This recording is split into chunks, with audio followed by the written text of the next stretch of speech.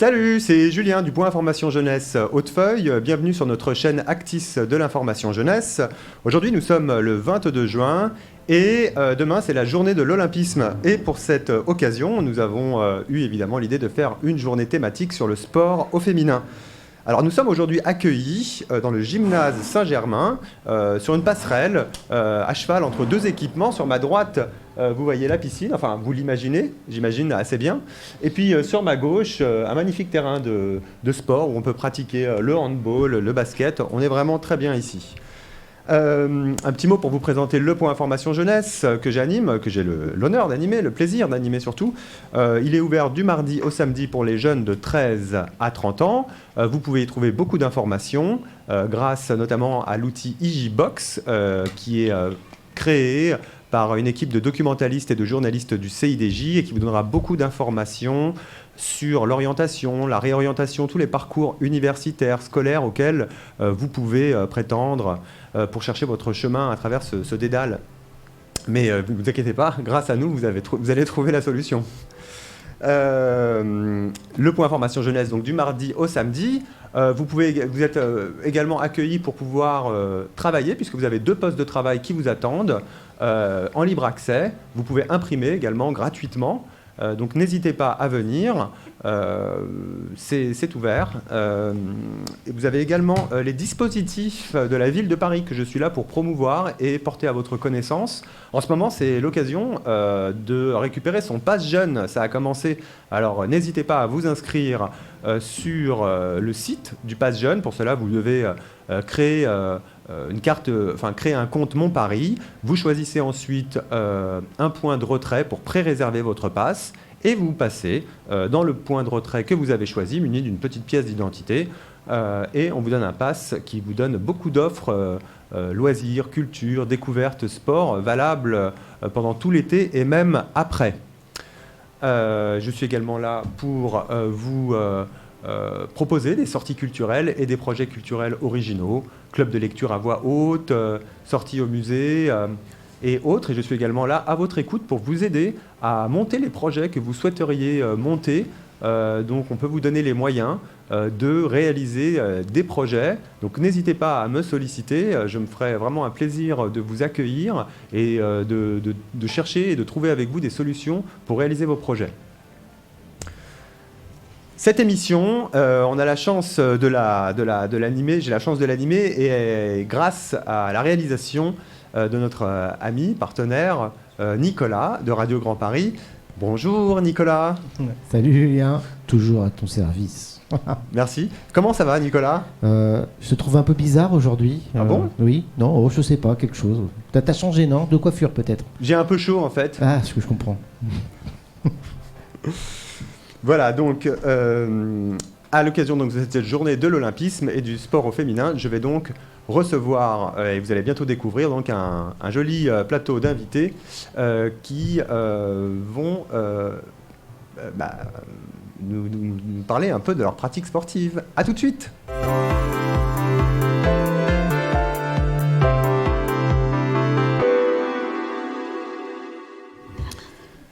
Alors, on va d'abord commencer, on est nombreux sur ce plateau, mais on a la chance de pouvoir accueillir sur ce plateau Vanessa Boumriem, qui est vice-championne du monde de lutte et championne Europe. Bonjour Vanessa. Bonjour, merci pour l'invitation. Merci d'avoir répondu à notre invitation, on est honoré que tu sois là. Vanessa, est-ce que tu peux nous dire à quel âge tu as commencé la lutte ? Alors, j'ai commencé il y a très longtemps, j'étais petite, j'avais 8 ans. J'ai commencé avec l'école primaire, parce que nous, voilà, je viens de la région des Hauts-de-France, qu'on m'appelle maintenant Hauts-de-France, bien sûr. Et la lutte féminine était très pratiquée là-haut. Du coup, on en pratiquait à l'école. C'était c'était très ancré depuis longtemps, c'était un peu une tradition. Enfin, je veux dire, ça. Oui, on peut dire que c'était une tradition, parce que c'est vrai que c'était. Quand on parlait de la lutte de chez nous à Tourcoing, c'était tout le monde connaissait la lutte. Plus pratiqué que peut-être dans d'autres régions de France ? Complètement. Est-ce que tu pratiques encore la lutte aujourd'hui ? Alors, je pratique, on va dire un peu plus en extérieur. Ça veut dire que je m'entraîne plus, parce que bon, j'ai passé pas mal d'années à m'entraîner tous les jours, plusieurs heures par jour, mais je reste toujours active dans le monde de la lutte. Je m'occupe du développement de la lutte féminine, j'entraîne au sein de mon club, j'entraîne aussi, j'effectue des regroupements féminins avec la région. Avant de nous parler du développement de la lutte et de tes activités aujourd'hui, est-ce que tu peux nous dire qu'est-ce que t'as apporté la lutte pendant tout le temps où tu l'as pratiquée depuis l'enfance en tant que personne? Alors, elle m'a apporté déjà plein de souvenirs, plein de très très beaux souvenirs, une confiance en moi et le fait de pouvoir me dépasser même dans la vie de tous les jours. Parce que c'est vrai que voilà, bon, c'est un sport de combat, il faut toujours se dépasser, toujours dépasser ses limites. Et du coup, ça m'a donné une force aussi de caractère et qui m'a permis au jour d'aujourd'hui de concilier ma vie professionnelle, ma vie personnelle et toujours être dans le monde de la lutte et voilà, toujours être active. Est-ce que... alors, comment aujourd'hui tu aides à développer ton sport? Alors, comment j'aide? Déjà, j'essaye d'être un peu partout. Donc voilà, dès qu'on m'invite, c'est vrai que voilà, j'essaye d'être présente, de montrer que la lutte féminine, elle existe, même si en Île-de-France, pour l'instant, elle n'est pas encore bien ancrée dans les mœurs, mais voilà, j'essaye d'être sur plusieurs manifestations, de programmer des entraînements spécialement féminins au sein des départements et de la région. Quelles sont les qualités spécifiques que peut développer la lutte chez l'individu et plus particulièrement chez les jeunes filles ou les femmes qui voudraient le pratiquer? En lutte, on a... Voilà, un peu tous les muscles sont sollicités parce que c'est vrai que quelqu'un qui est très souple, qui a commencé par la gym, c'est aussi c'est un bon atout parce que voilà, des fois on se retrouve dans des positions pour essayer de sortir de cette position. Si on a la souplesse, c'est super. Après on a aussi le physique.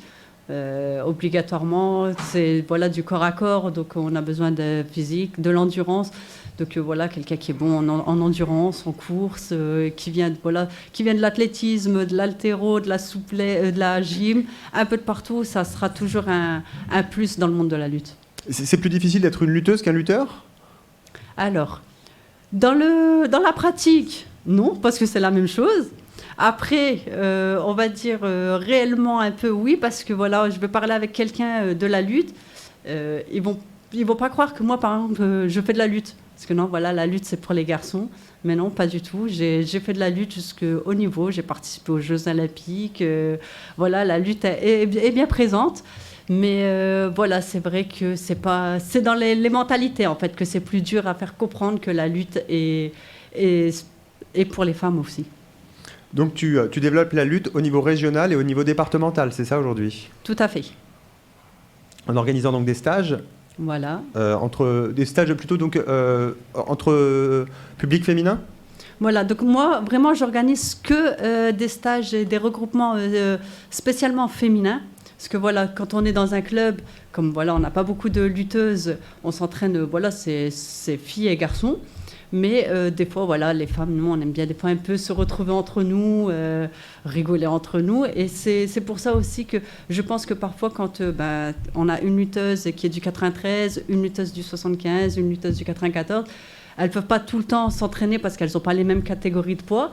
Elles sont ensemble et c'est vrai que c'est notre forme d'entraînement et elles sont contentes en fait.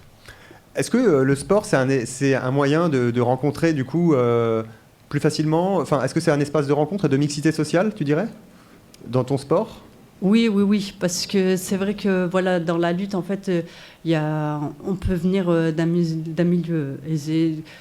Question sociale, tout est ouvert. Après, que ce soit fille ou garçon, peu importe l'origine. Tout le monde est, on peut être regroupé dans le même gymnase et il n'y a pas du tout de différence par rapport à ça. Que disent les garçons quand ils... on remarque qu'on a déjà dit ça un petit peu, mais que disent les garçons quand ils voient une fille lutteuse? Alors, s'ils ne sont pas du monde de la lutte, ils vont trouver ça un peu bizarre. Ils vont, nous, surtout quand on est plus jeune. Quand on est au niveau primaire, collège, ils vont un peu nous prendre peut-être pour un garçon manqué. On fait un sport de garçon et tout ça. Et donc voilà, des fois, ils vont essayer justement un peu de nous taquiner pour savoir si on fait vraiment de la lutte, s'ils sont quand même plus forts que nous. Et donc, du coup, quand tu arrives à les mettre par terre, ils disent quoi alors, les garçons? Alors, quand on arrive à les mettre par terre, eh ben, après ils disent je me suis laissé faire de toute façon. Et c'est nouveau aujourd'hui, il y a davantage de moyens qui sont mis dans le développement de la lutte en France? Alors, la fédération de lutte et le comité régional aussi, c'est vrai que dès qu'on veut mettre en place une action pour la lutte féminine, ils sont là, ils sont présents. Ils essayent vraiment aussi de s'investir dans le développement de la lutte féminine parce que voilà, même eux, ils aimeraient bien qu'il y ait beaucoup plus de femmes qui pratiquent de la lutte. Je te remercie beaucoup, Vanessa. De rien. Je vais présenter maintenant les autres invités qui sont présents sur notre plateau. Et évidemment, tu interviens et tu réagis au moment que tu le souhaites. D'accord, avec plaisir. Alors, je vais commencer par ma droite. Donc, à ma droite, j'ai Prune. Bonjour, Prune. Bonjour. Alors, Prune, est-ce que tu peux te présenter rapidement, nous dire quel âge as-tu et quel sport tu pratiques? Moi, je suis étudiante, j'ai 20 ans et je fais de la voile, de la boxe. Et en ce moment, j'ai commencé de la swim and run. Donc, c'est la partie triathlon sans le vélo, parce que j'aime pas du tout ça. Du coup, voilà. Et sinon, j'ai fait du golf aussi. En amateur ou en compétition? En compétition. En compétition pour le golf, la voile et le triathlon aussi. J'ai fait les championnats de France là, il y a un mois. Et puis, je sais plus, j'en ai oublié un, la boxe. Voilà, et la boxe, ok. Merci Prune. Bonjour Apolline. Bonjour. Alors, est-ce que tu veux nous dire quel âge tu as et quel sport tu pratiques? J'ai 12 ans et je fais du hip-hop. Du hip-hop, tu en fais depuis combien de temps? J'en fais depuis 2 ans. Et alors, petite question rapide avant de passer le micro à ta voisine. Le hip-hop, c'est un sport de garçon ou de fille alors? C'est un peu mixte, mais c'est surtout mixte. D'accord, merci. Bonjour Alice. Bonjour. Quel âge as-tu Alice? J'ai 12 ans comme Apolline. Et quel sport pratiques-tu? Le hip-hop aussi. Comme ta voisine? Oui. Depuis combien de temps? Ça fait 2 ans. Ah, comme ta voisine du coup? Oui. Ok. Tout pareil quoi. Ok, super. Et tu dirais que c'est un sport de garçon ou de fille toi, le hip-hop? C'est mixte. Il peut y avoir des... Ouais, c'est mixte. Ouais. Bonjour Anna. Bonjour. Quel âge as-tu Anna? Alors moi j'ai 14 ans. Et tu pratiques quel sport? Le hip-hop. Le hip-hop. Depuis combien de temps? Depuis 6 ans. Ok. Bon, je te pose la même question qu'à tes deux voisines. Est-ce que c'est pour toi un sport de garçon ou de fille? Pour moi c'est un sport mixte parce qu'on voit autant de danseurs femmes que de danseurs hommes. Merci. Merci. Laurent, bonjour. Bonjour. Quel âge as-tu? J'ai 36 ans. Et quel sport pratiques-tu? J'ai 20 ans de danse et 10 ans de boxe dans les pattes. Ok. Et j'ai un brevet professionnel des métiers de la forme.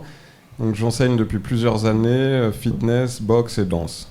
Ok, super. Merci Laurent. On reviendra de manière évidemment à tout. Je vais venir vous poser des questions, ne vous inquiétez pas, vous allez reparler.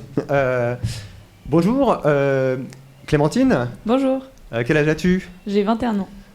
Tu suis des études aussi Clémentine? Oui, je suis en master Master de quoi? de finance. Finance. Et tu pratiques quel sport? Je fais du tennis depuis que je suis toute petite et j'ai pratiqué l'escalade aussi. Et le tennis et l'escalade, ça t'aide pour la finance? Pas vraiment, mais ça aide dans la vie en général. donc. Merci. Bonjour Joséphine. Bonjour, Bonjour, quel âge as-tu? j'ai 21 ans. Et quel sport pratiques-tu? Alors je pratique le rugby depuis 1 an et j'ai fait beaucoup d'équitation avant ça et j'ai fait un peu d'athlétisme, un peu de tennis.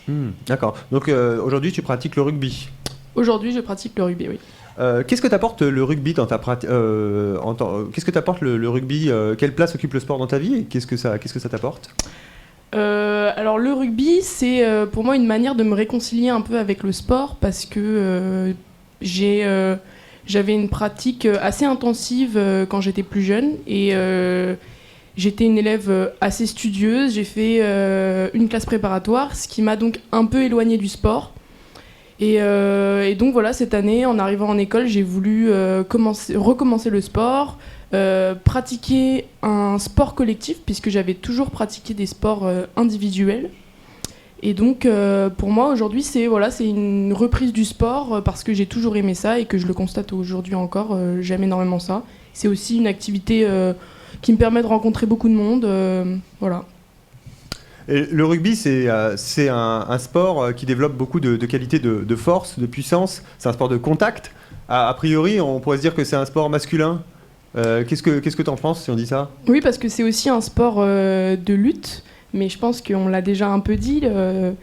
C'est pas parce qu'il y a des contacts que c'est un sport qui fait penser un peu à la bagarre masculine, que c'est un sport de mecs.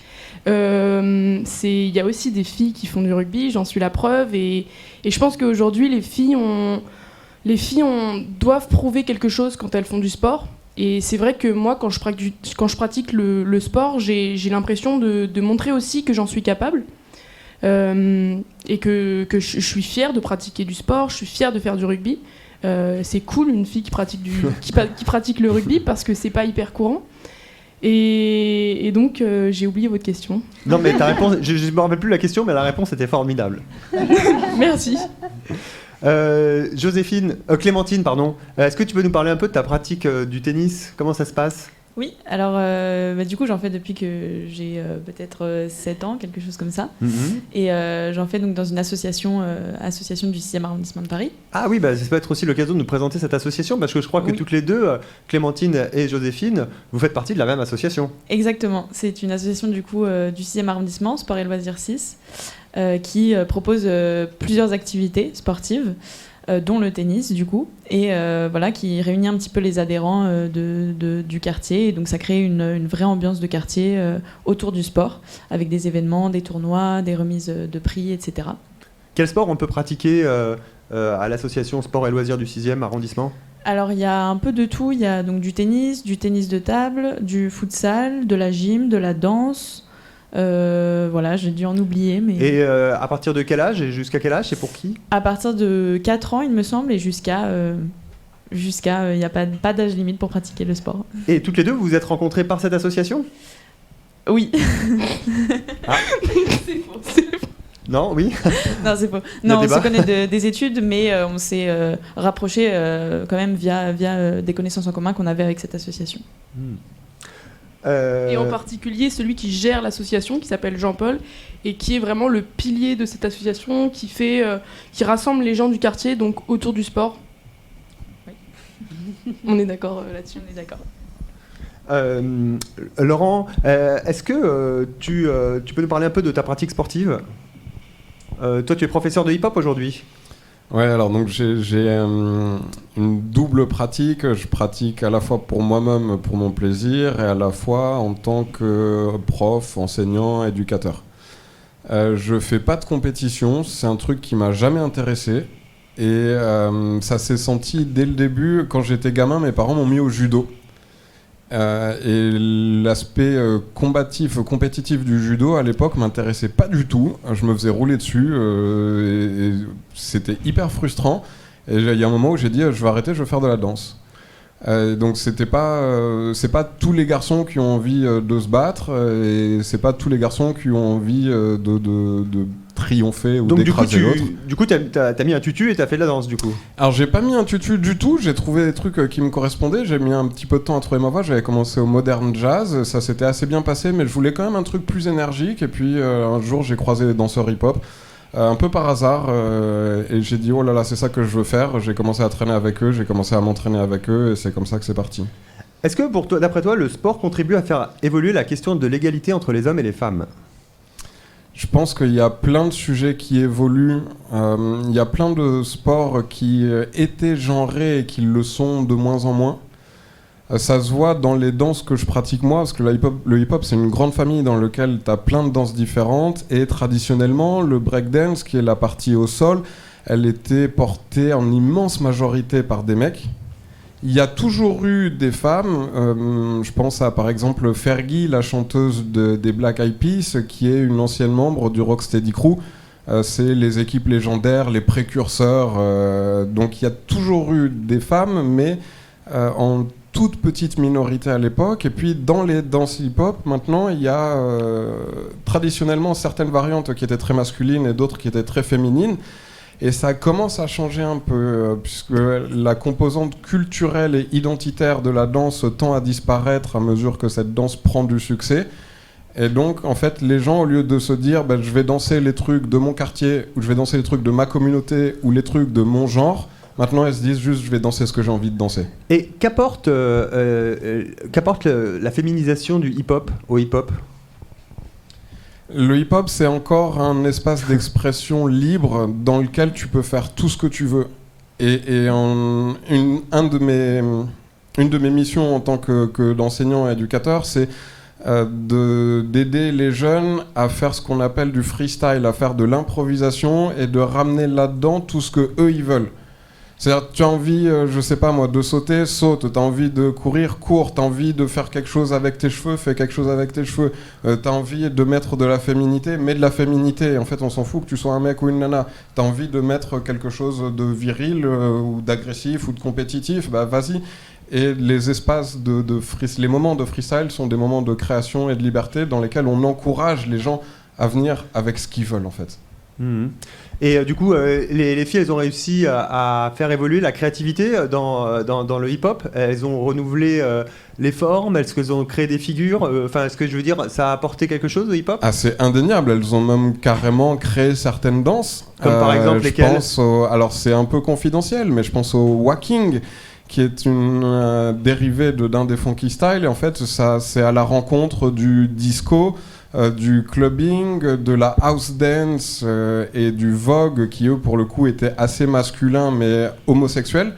La tradition des clubs new-yorkais. Et donc, face à ça, il y a eu une espèce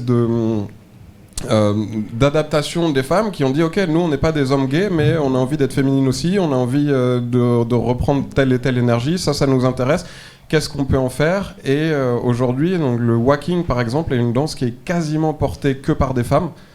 Et de ce que moi j'en connais, c'est un bel exemple d'affirmation et de femmes qui ont réussi à imposer leur style. Et en fait, plus que leur style, qui ont juste réussi à s'exprimer de la façon dont elles voulaient. Donc tu dirais qu'il y a une vraie identité féminine de la danse hip-hop ? Le walking, c'est un cas un peu extrême, mais tu ramènes ton identité dans ce que tu veux, en fait. Et tu peux avoir un break masculin, tu peux avoir un break féminin, tu peux avoir un break absolument non genré, de même que tu peux avoir une house dance qui est très ancrée dans la culture gay, comme tu peux avoir une house dance qui vient de la culture hip-hop de rue. En fait... Tout ça, tu l'incorpores dans ton propre style. Donc même s'il y a quelques éléments macro et où traditionnellement le break reste encore très masculin, la house dance reste encore très inspirée par les milieux gays et le walking reste encore très féminin, au niveau micro, chaque danseur en fait absolument ce qu'il veut. Tu as commencé par la danse moderne jazz, qui est a priori une danse plus féminine, mais dans lequel il y a de plus en plus de garçons. Donc est-ce que tu dirais qu'il y a aussi de plus en plus... oui, c'est ça. Oui. Et est-ce que dans le hip-hop, tu dirais qu'il y a également de plus en plus de filles ? Je pense pas que le modern jazz soit féminin. Je pense que c'est une représentation culturelle de la danse en général. C'est ce qu'on disait tout à l'heure. Il y a dans l'imaginaire collectif, quand on dit lutte, les gens pensent garçon. Quand on dit danse, les gens pensent fille. Alors qu'il n'y a rien de spécifiquement féminin dans du modern jazz. On écoute de la musique qu'on aime bien et on fait des mouvements en harmonie entre eux et avec la musique. Il n'y a rien de genré là-dedans. Donc je pense que c'est vraiment 100% culturel où on met les filles à la danse et on met les garçons au foot, au basket ou au tennis. Il n'y a pas vraiment de raison intrinsèque à la discipline à ça. Et ce qui fait que dans pas mal de milieux, alors souvent c'est dans des milieux éduqués et aisés, c'est beaucoup plus fluide, ça se voit beaucoup plus. Et donc on a, ici dans le 6e arrondissement, on est souvent avec un public aisé et éduqué. Et il y a effectivement des garçons dans des cours de danse qui sont pas des cours de hip-hop. Et il y a des filles, j'en ai avec moi, dans les cours de hip-hop, y compris qui font du sol, y compris qui sont fortes, y compris qui ont des trucs à dire et qui font des trucs vraiment chouettes. Et vous qui prenez des cours donc avec Laurent, Anna, Apolline et Alice. Comment vous avez choisi la danse hip-hop? Comment vous avez choisi de faire de la danse hip-hop? Ok, alors moi avant je pratiquais plusieurs genres de danse, donc de la danse classique, du modern jazz et de la danse moderne. Et en fait je me suis inscrite pour découvrir ce que c'était un peu la culture du hip-hop et tout ce qu'il y avait autour. Et donc maintenant j'ai accroché, donc j'ai décidé de continuer. Moi c'est un peu pareil, avant je faisais de la danse classique et j'ai fait du modern jazz. Et ma prof de modern jazz que j'adorais a arrêté de donner des cours. Et mes parents, ils voulaient pas que j'arrête la danse parce que ça me permettait d'aller me défouler, faire autre chose que rester à la maison. Et du coup, on nous a inscrites avec 4 copines, ou 3, je sais plus, du coup dans ce groupe de hip-hop et ça fait 2 ans qu'on en fait et moi j'adore. Moi c'est à peu près la même chose. En fait j'ai fait du classique puis du moderne et en fait j'aimais pas trop ça. Enfin je trouvais ça un peu ennuyant. Et du coup on s'est inscrit au hip-hop pour essayer et au final on a bien aimé donc on a continué. Vous arrivez à vous projeter dans cet univers hip-hop est-ce que qui a a priori un univers plus masculin? Oui, pour ma part, oui, enfin voilà. Qu'est-ce que vous aimez dans le hip-hop? Je te donne la parole après, Laurent. Ok, d'accord, encore moi. Moi j'aime bien en fait les styles de mouvement, aller au sol, faire des transitions, des sauts, des tournées. Enfin j'aime bien tout ce qui est comme ça, du coup voilà. Moi particulièrement, j'aime pas trop danser au sol, je préfère danser debout parce que, de ce qu'on a fait, je trouve qu'il y a beaucoup plus de choses imaginables debout. Enfin, pas forcément, mais pour moi en tout cas c'est ça. Et j'aime bien le fait de pouvoir bouger dans tous les sens, de pouvoir sauter et en même temps qu'il y ait des pas qui soient stylés. Ah, c'est quoi un pas stylé? C'est quand Métaille danse par exemple, enfin Laurent du coup. Moi j'aime bien parce que c'est hyper varié. On peut faire plein de pas différents, de chorégraphies différentes, soit d'aller debout, par terre. Du coup c'est hyper varié. Moi c'est ça que j'aime bien. Merci. Prune, je t'ai pas encore entendu sur le sujet. Est-ce que tu peux nous dire un peu toi, qui est très sportive, qu'est-ce que t'apporte chacune des disciplines que tu pratiques? Je me retrouve un peu dans tout ce qui a déjà été un peu dit. Vanessa parlait de confiance en soi. Moi j'ai commencé la boxe. Du coup moi c'était boxe française au début suite à une grosse déception d'entraînement de golf du coup, qui peut être un milieu un peu, voire carrément macho et misogyne. Et du coup, la boxe, c'est vraiment un sport. J'ai eu la chance d'avoir un entraîneur génial et des amis que je me suis fait là-bas, génial aussi. Ça m'a donné une confiance en moi, ça m'a permis de m'affirmer, aussi de comprendre qu'on ne peut pas être parfait tout le temps, parce que moi, j'étais très scolaire. Et en fait, dans la boxe, moi, mon prof, il me disait, mais on dirait que tu es une boxeuse robotisée suédoise, quoi. C'est-à-dire que je boxais hyper coincée, quoi. En fait, il faut arriver à se lâcher et dire, ok, j'ai le droit d'avoir mon espace, c'est mon moment, je m'affirme. Et en même temps, il y a ce truc génial, moi, que j'ai vécu, c'est que j'étais dans un petit quartier un peu bourge. Et en fait, le seul club de boxe qui, moi, me donnait envie, c'était un truc dans la banlieue où j'étais jamais sortie de ma zone de confort et en fait mes parents étaient un peu en panique et j'ai dit allez on y va, on essaye, c'est drôle et en fait c'est trop bien et moi ça a été une de mes premières expériences de genre vraie mixité sociale, vraie rencontre et vrai sport qui me plaisait où je me disais ah ouais là c'est pas un moment où j'y vais pour faire plaisir à quelqu'un, c'est un moment où j'y vais et je me sens moi-même et je sens que en plus j'étais avec d'autres filles et moi je me suis dit mais en boxe il y aura jamais de filles quoi. J'avais un entraîneur hyper carré, hyper avec une barbe et tout, et je me suis dit oula, et en fait, il était trop sympa et il nous a trop aidé à nous faire confiance, quoi, et à vraiment y aller et à se donner à fond dans ce qu'on faisait. Tu as réussi à te faire une place facilement en tant que boxeuse? Ouais, parce que j'étais super entourée et que c'était un cours où on n'était pas beaucoup, donc c'était facile au début. C'était plus difficile après quand je suis arrivée, quand j'ai grandi un peu, parce que ça j'étais quand même assez jeune. quand je suis arrivée et que j'étais là au lycée, que je suis arrivée dans un cours du soir, du coup, généralement c'est ça, les cours pour les jeunes, c'est un peu plus tôt, et après quand on est un peu plus grand et qu'on est au lycée, c'est des cours qui peuvent finir jusqu'à 21h, les cours où on a des gens qui travaillent, quoi. Donc là, j'étais vraiment la seule fille, et là c'est un peu compliqué de trouver une place et de dire ok, je suis pas sûre d'avoir le niveau, ou je suis pas sûre d'être à ma place.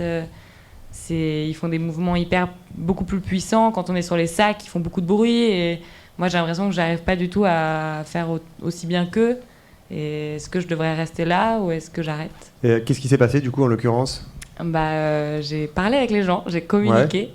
Et en fait, et puis eux aussi sont venus vers moi. En fait, il y a aussi ce truc dans le sport que Laurent doit apprécier aussi, c'est le fait de transmettre. Et moi, je sais que les gens qui faisaient de la compète et qui m'ont vu arriver comme ça dans le cours toute seule, ils m'ont tout de suite tendu la main et ils m'ont expliqué et ils m'ont proposé de s'entraîner avec moi et en adaptant leurs forces et tout. Donc c'était super. Moi, c'est ça qui m'a aidée. Sinon, je serais partie au bout de 2 cours, je pense. Ouais, donc c'était une vraie expérience de mixité là pour le coup. Ouais. Vraie expérience de mixité. Et qu'est-ce que ça t'a apporté de pratiquer avec des garçons?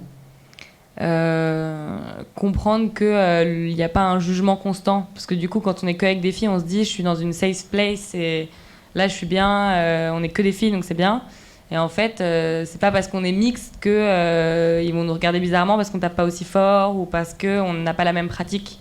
Il faut pas toujours se comparer et il faut pas toujours essayer de faire aussi bien que les autres, il faut se donner à fond, c'est ça le sport, c'est de se dépasser.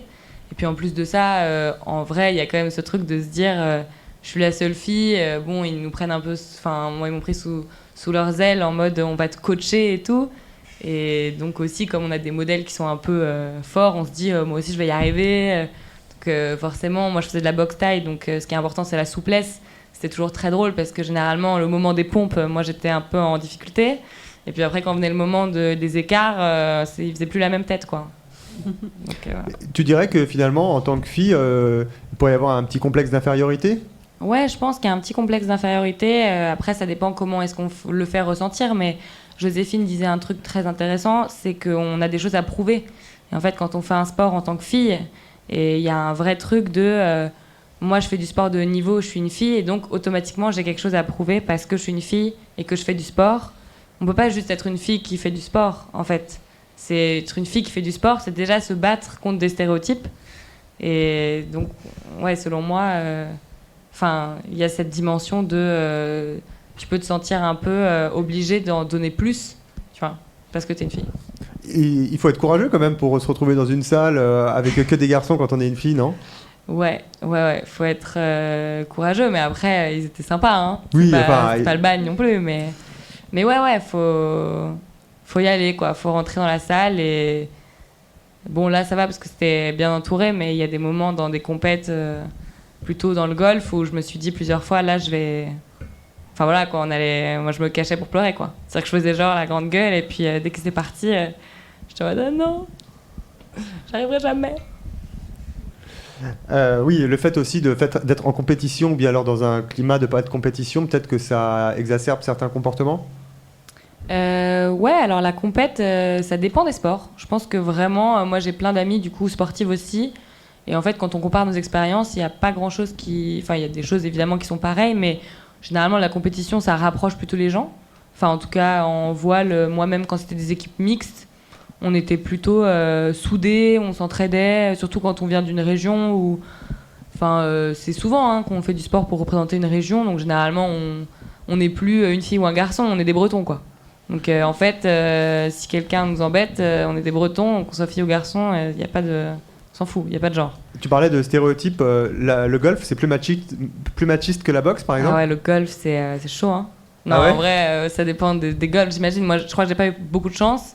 En même temps, comme j'ai fait pas mal de clubs différents, je me dis est-ce que c'est de la chance, est-ce que c'est de la malchance ou est-ce que c'est juste la vérité? Mais ouais, c'est un peu macho parce que je saurais pas trop dire pourquoi, je ne comprends pas.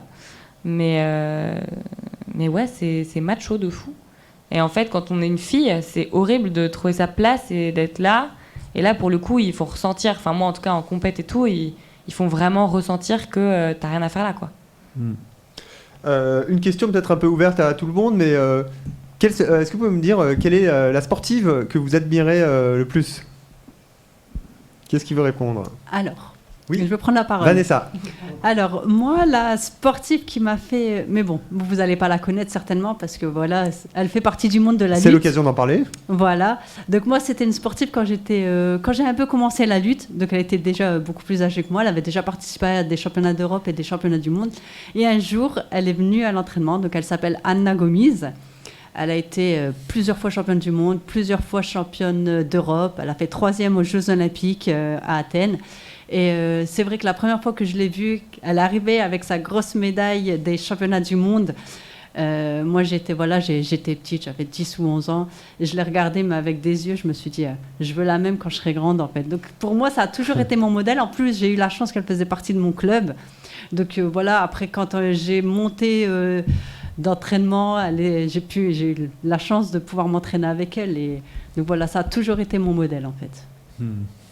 Voilà pour ma part. Merci. Laurent? Il y a beaucoup de femmes, de championnes actuelles ou anciennes que j'admire énormément. Je pense à Émilie Le Pennec, championne olympique de gymnastique, championne française olympique de gymnastique. Je pense à Anixa Mexem qui a un niveau de fou en kickboxing, qui est en compétition actuellement. Et cette première gymnaste là, que tu as citée, tu peux me redire son nom? Émilie Le Pennec. Et pourquoi tu l'admires? Qu'est-ce que tu as en quoi C'est la première et la seule française à avoir décroché une médaille d'or olympique en gymnastique. D'accord. Et en plus, elle est archi gentille.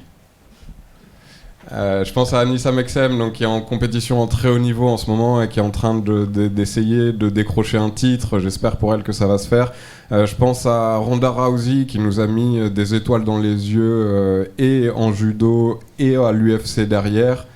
Et à côté de ça, elle est arrivée à être modèle pour plein de trucs. Elle est actrice, elle fait du catch maintenant. Elle a vraiment une carrière assez éblouissante. Et c'est pas super original, mais il faut quand même que je cite Simone Biles. Et alors, oui, c'est une championne hors norme parce qu'elle a une longévité exceptionnelle en gymnastique. Oui, elle fait des trucs que personne d'autre a jamais rentré au monde, y compris des trucs que les mecs n'arrivent pas à faire. Elle a une figure que personne d'autre, ni homme ni femme, n'a jamais rentré. Et ce que je trouve encore plus impressionnant chez elle, c'est son combat contre les violences sexuelles et sexistes au sein de la Fédération américaine et internationale de gymnastique. C'est une femme qui a été violée et qui a réussi à prendre la parole en public pour en parler devant un tribunal et pour en parler devant les caméras du monde entier. Et comme elle était championne olympique de gymnastique, elle savait que tout le monde la regarderait. Et ça a donné une séquence qui était à la fois hyper émouvante et hyper forte d'une femme qui prend la parole et les autres se taisent et l'écoutent. Merci Laurent. On se tait d'ailleurs et on écoute aussi. Okay. Qui est-ce qui veut prendre la parole encore pour dire qu'il y a un sportif ou une sportive? Non. Ok. Je voudrais vous poser également une autre question. Pour vous, le sport, est-ce que c'est donc, c'est une bonne transition. Merci Laurent. Est-ce que c'est justement donc un terrain de lutte sociale ou bien alors pour vous un espace pour pouvoir se retrouver tous ensemble au-delà de nos différences? La question. Bon, c'est peut-être. Bon, c'est une question un peu difficile peut-être, mais. Moi, je veux bien dire un mot sur justement la représentation des grandes sportives aujourd'hui.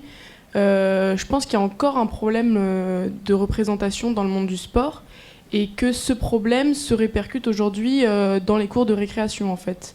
Le problème, il est là aussi.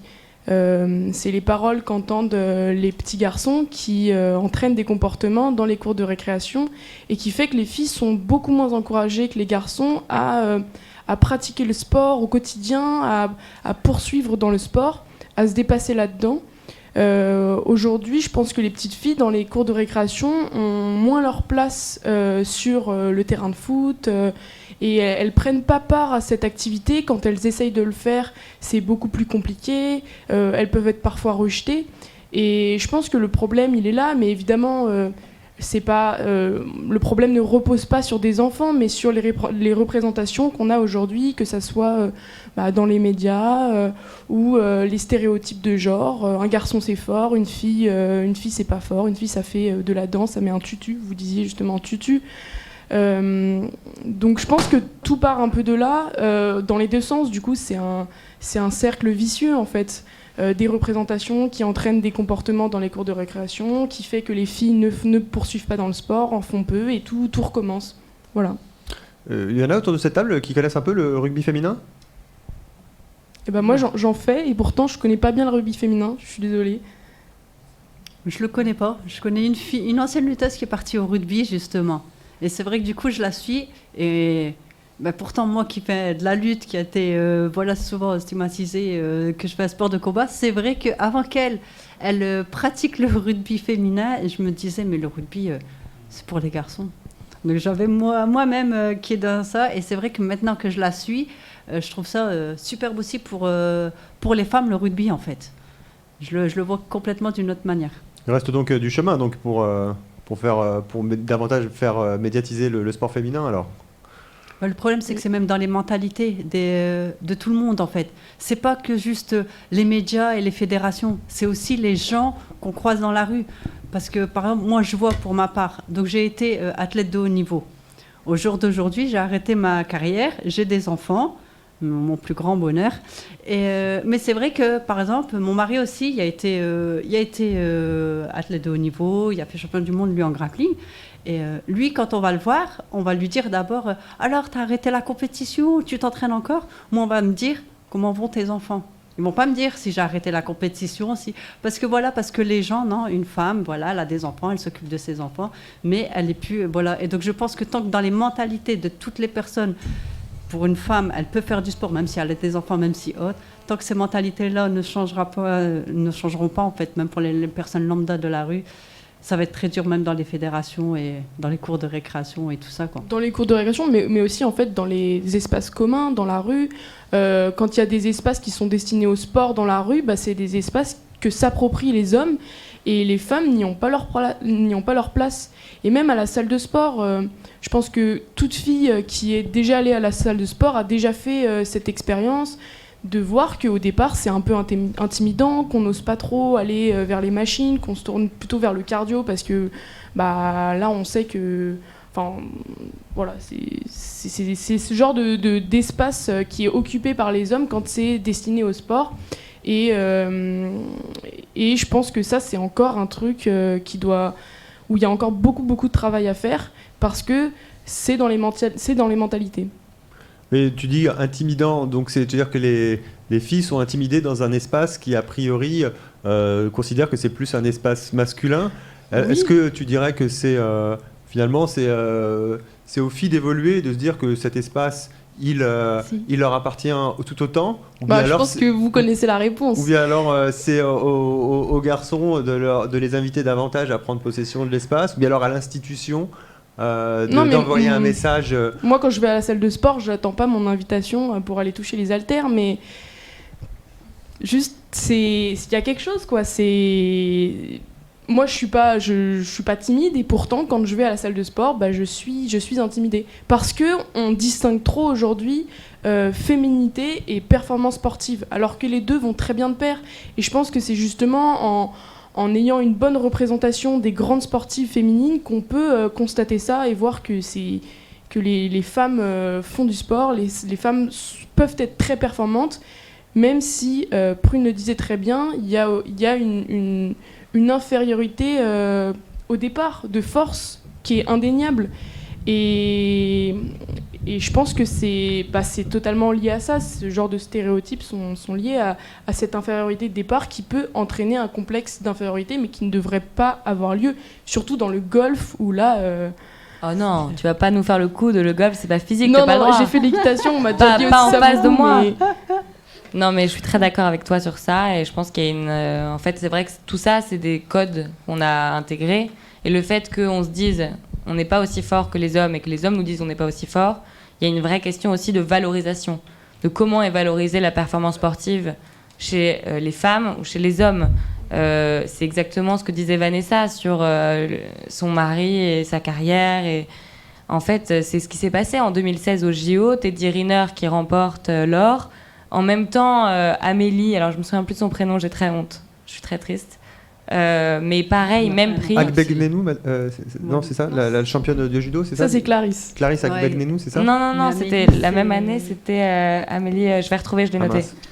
Mais je l'ai noté, je vais vous le dire après. Mais c'est dans mon cahier, tout va bien. Mais du coup, puis ouais, déjà, ils n'ont pas eu la même somme d'argent. Et en plus de ça, elle, après, a cherché du travail et elle est restée au chômage pendant des années. Là où Teddy Riner a pu continuer une carrière, même qu'on lui connaît dans les médias et tout ça. Donc il y a une question et il y a des activistes qui font ça. Et je pense que aussi, c'est pour ça qu'on disait le sport est un terrain de lutte sociale, notamment quand on est champion, notamment quand on a de la visibilité. Et après, nous, peut-être qu'à notre niveau, en pratique, on le ressent pas comme ça, mais alors que, en fait, si, parce que quand on va à la salle de sport, il y a ce truc de oui, est-ce que moi aussi j'ai le droit de prendre la machine ou pas? Je peux m'asseoir sur le banc de. Enfin bref. Mais non, ouais, mais c'est très intéressant. Il y a Megan Rapinoe, l'américaine, la joueuse de foot qui a gagné le championnat du monde. Et donc elle a gagné. Et en fait, elle a pas du tout la visibilité qu'on les. Enfin, elle a pas du tout. Elle a un salaire inférieur aux joueurs masculins américains, alors que eux, ils gagnent rien. Et elle gagne le championnat du monde et tout le monde s'en fiche, quoi. Et du coup, voilà, elle essaye de faire des choses pour que ça aille un peu mieux, mais on va tous essayer, là. Laurent? J'ai été prof de fitness en salle pendant très longtemps. Et effectivement, il y a des zones qui sont... je ne sais pas si on peut jusqu'à dire interdites aux femmes, mais il y a une telle énergie qui se dégage d'une concentration de muscles, de sueur, de testostérone, effectivement, il y a des endroits qui sont compliqués d'accès pour des femmes. Encore plus parce que, pour répondre à ta question, est-ce que les femmes peuvent y faire quelque chose? Il y a une énorme composante qui vient du comportement des hommes. Tu mets une nana toute seule au milieu de l'espace des poids libres où tous les mecs s'entraînent, ils viennent tous lui donner des conseils. C'est-à-dire que t'es une femme, tu peux pas t'entraîner tranquillement. Il y a toujours des mecs qui vont venir te donner des conseils. Tu les connais ni d'Ève ni d'Adam, ils sont pas qualifiés, ils t'ont même pas dit bonjour et ils vont t'expliquer quel exercice tu dois faire pour travailler tes fessiers et ils vont te demander de te mettre à quatre pattes pour lever la jambe. Et c'est pas une caricature. Et ça, en fait, les nanas, elles y peuvent rien. Il y a quelques éléments structurels qu'on peut faire pour ça. Par exemple, réfléchir à où est-ce qu'on met les poids. Il y avait un des clubs dans lesquels je travaillais où les poids, ils étaient dans un coin. C'est-à-dire que pour arriver au poids, il fallait que tu traverses 15 mètres de territoire de gens qui soulevaient de la fonte. On aurait mis les poids en plein milieu de la salle, éloignés des murs et à la vue de tous. Peut-être ça aurait facilité un peu. Et on se retrouve avec, dans les salles de fitness, donc, beaucoup d'hommes sur les poids libres et beaucoup de femmes dans les cours collectifs. Avec, j'ai quand même l'impression, il y a une petite composante à ça, qui est que les femmes se disent, je suis en cours collectif, il y a un prof, et le prof, il contribue à offrir un espace de sécurité et de protection. Et moi, je me suis retrouvé à des moments où j'ai dû expliquer à tous mes cours, j'ai dû faire des rappels de bien vivre ensemble, et j'ai dû expliquer qu'on ne se touchait pas pendant les cours de fitness. Parce qu'il y avait des mecs qui venaient, qui posaient l'épaule sur la main de la nana pendant le cours. Donc un mec qui est adhérent comme tout le monde, et souvent donc c'est des mecs blancs hétéros âgés, enfin, quand je dis âgés c'est 45 plus, et qui viennent expliquer à une femme jeune, 20 ans, comment on fait, en posant une main sur l'épaule, une main sur la hanche, une main sur la cuisse, pour montrer dans quel sens va le mouvement. Et ça, moi, ça m'avait rendu hors de moi, il a fallu que je fasse des rappels, mais pour qu'on en arrive au point où je suis obligé à tous mes cours d'expliquer qu'on se touche pas, c'est que le phénomène, je l'ai suffisamment vu pour que je me dise, ok, il faut refaire une mise au point pour tout le monde en fait. Bon, mais pour terminer sur une note positive, est-ce que le sport féminin progresse aujourd'hui dans la société? Oui. Vous avez le sentiment? Oui, on est là pour en parler justement. Oui, mais je pense qu'il faut faire des efforts, tout le monde. Il faut revaloriser le sport, il faut arrêter de dire qu'un prix pour une femme, c'est moins bien qu'un prix pour un homme. Parce que sinon, c'est un cercle vicieux, c'est dans des disciplines en fait, où il y a moins de femmes. Du coup, on dit, c'est plus facile, vous êtes moins, donc t'as gagné, mais en même temps, vous êtes 4. Donc, c'était là, vas-y, toi, gagne à ma place. Enfin voilà, il y a ça. Et puis, il y a nous aussi, il faut qu'on apprenne à s'affirmer, mais il n'y a pas que nous. Et d'ailleurs, qu'est-ce qu'on peut faire pour que aussi, je veux dire, c'est vrai que le sport masculin est très populaire et peut-être moins populaire le sport féminin. Est-ce que ça se commande l'engouement populaire? Pourquoi le sport masculin est plus populaire que le sport féminin? Et est-ce que on doit obligatoirement rendre de droit aussi populaire le sport féminin que le sport masculin? Il faut rien obliger à personne, c'est sûr, à part d'être très courtois et de respecter les gens, ça c'est sûr. Mais il y a une question de comment présenter les choses, sur quelle chaîne on met les matchs de foot féminin, de comment on rémunère les gens. Je ne sais pas si vous avez vu les écarts de salaire, mais Amandine Thierry, elle gagne 360 000 € par an et Kylian Mbappé 18 millions par an. Mais ça, c'est une question de contrat publicitaire. Non, mais je sais bien, mais je préfère remettre les chiffres quand même au cas où, parce que c'est important. Et il y a une question. Il y a de l'argent dans le sport, ça c'est sûr. Il y a les médias, mais après, il y a une question de. Ça fait combien d'années qu'on voit des hommes jouer au foot à la télé? Ça fait combien d'années qu'on voit des gens jouer au rugby qui sont des hommes? En fait, il faut de toute façon passer par une phase où. Enfin, les gens détestent pas, je crois, voir des femmes jouer au foot ou voir des femmes jouer au tennis. D'autant plus que, je pense que les compétitions sportives sont justement l'occasion de s'intéresser au sport féminin.